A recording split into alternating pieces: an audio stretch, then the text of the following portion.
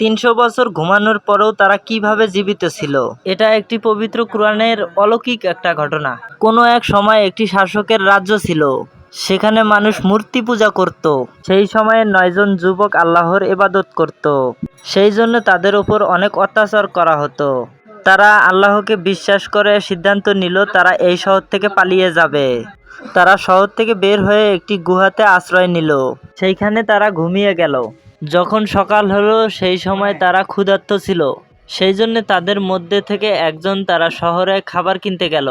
দেখলো শহরটি অনেক বদলে গেছে, সেইখানের রাজাও আর নেই। সে যুবক যখন খাবার কিনে দোকানদারকে মুদ্রা প্রদান করলো, দোকানদার সেই মুদ্রা দেখে বলল, এটা তো 300 বছর আগের মুদ্রা। তুমি এই মুদ্রা কোথায় পেয়েছো? অর্থাৎ সেই যুবকের বুঝতে আর দেরি থাকে না, সে 309 বছর ঘুমিয়েছিল। এরপর কি ঘটেছিল বিস্তারিত আলোচনা করব পরের ভিডিওতে।